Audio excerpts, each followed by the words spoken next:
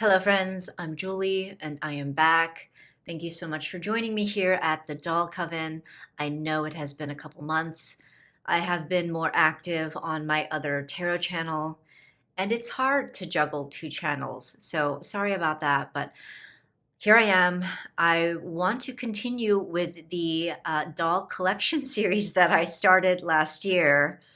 I was afraid this was going to happen, where I was going to lose momentum, and this is why I'm like not the greatest with like collection videos. And even on my other channel, while I love watching collection videos and they are quite popular in tarot, I don't make them on my own channel because it's just not a strength of mine. That being said, I do want to finish what I've started with this collection series. It is a lot of fun, and I do want to show you what I have. And since last year, not much has changed, honestly.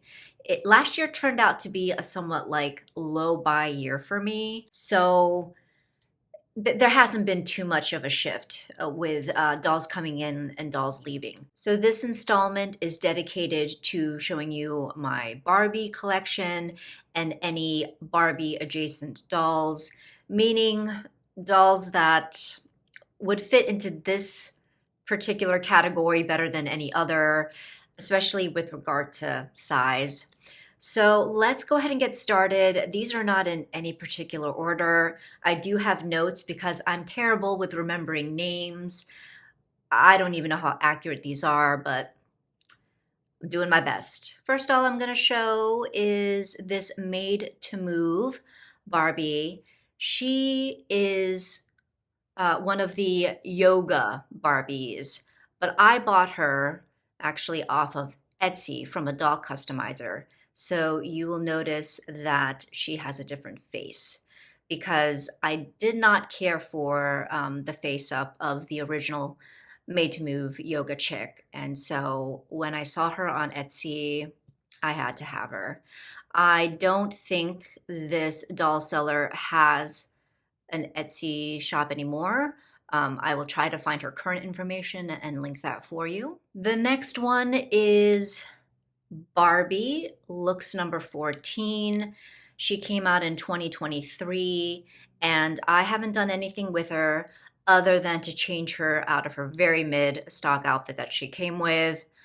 But I feel like most of the other dolls in this line also had very lackluster, simple outfits. But other than that, no notes, beautiful face, beautiful hair. She's just fabulous. Here is the only boy doll I have.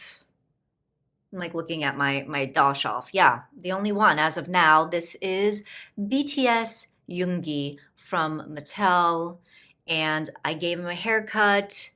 Trust me, it looks way better than it did originally. And I put him in some casual attire. I do not have the dolls for the other members of BTS. And, I'm okay with it, but I do like my Yoongi. This lady right here, she is the Barbie Mermaid doll, except not completely. So her head is, but I put the head on a Made to Move Barbie, and this body is from the Asian tennis player.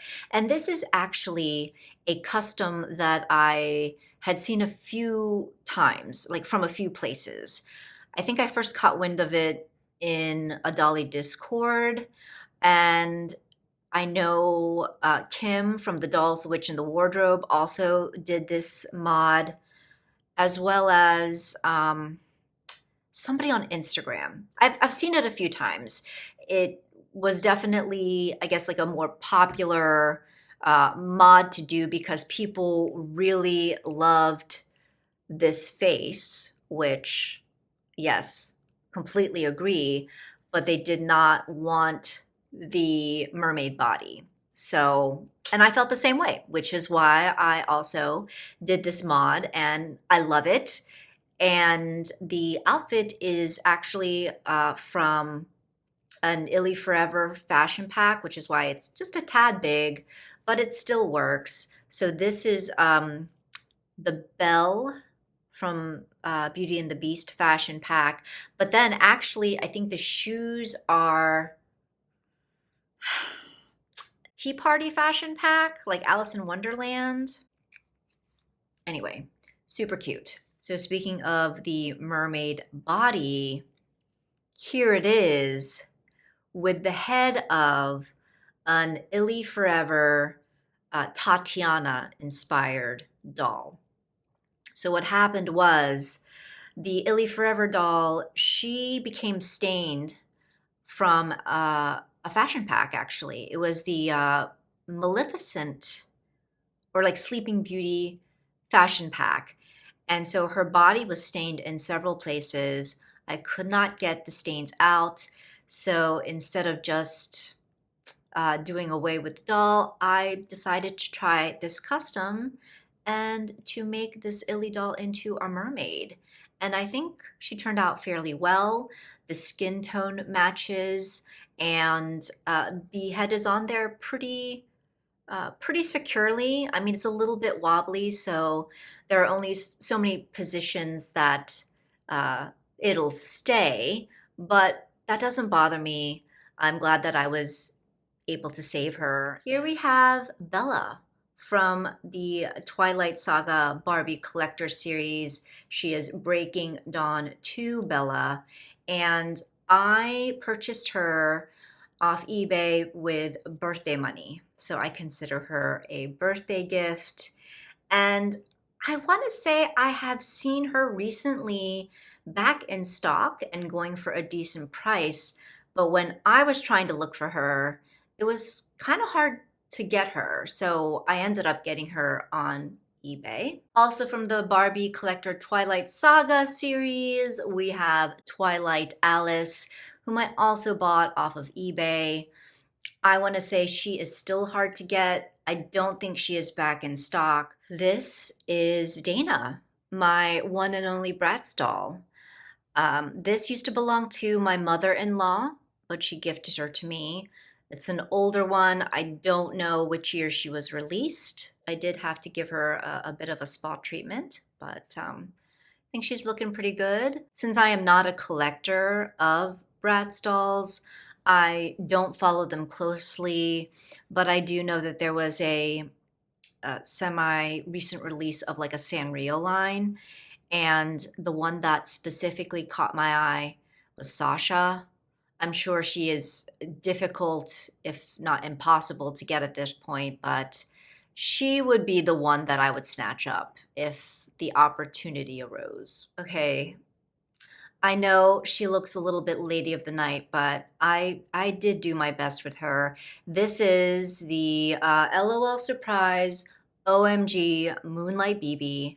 She came to me secondhand from a friend's daughter, and she was hurting for some TLC. So I did wash her hair. You know, parts of her stock were missing. So I placed her in this. I know I should find her a different outfit. I'm honestly not mad at this though, but I need to find her something else. I just feel like with her proportions, I'm gonna need to find another OMG dress or, you know, OMG outfit set, and I just haven't gotten around to doing that yet. This is a Mimi World doll.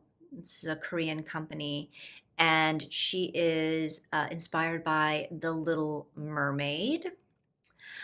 And she is the first Mimi World doll that I ever acquired.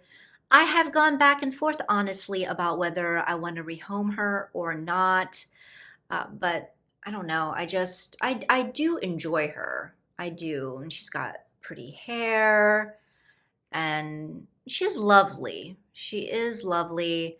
So for the time being, she stays. Here is my second Mimi World doll.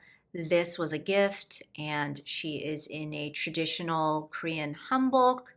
And my friend knew that I love the color purple, and so very thoughtful, came to me at a pretty rough patch.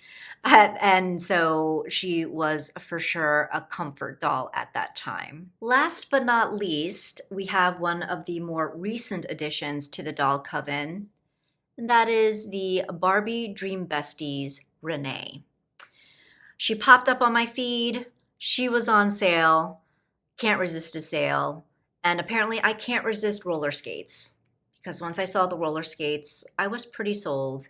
And just in general, she's a cute doll. I normally don't love dolls that are showing teeth, but this is one of a few exceptions that I have. She is so sunshiny and happy, and so looking at her puts me in a great mood. I will say one of my only complaints about this doll is that these socks end at the ankles. So her feet are uncovered. And so I did have to use some elastic to anchor down the socks at the ankles so that they could tuck better into the skates, because otherwise it looked a bit odd, and I don't understand why they made that choice, but it's whatever. She did not cost me much at all. And that does it for this installment of my collection series. I still have to do Blythes and pull-ups, and then my larger dolls, so 18 inches and up. So I will be back for those, I promise. I want to get those done and dusted. So yes, you can hold me accountable. I said it here. All right, thanks again. I will catch you in the next video. Take care.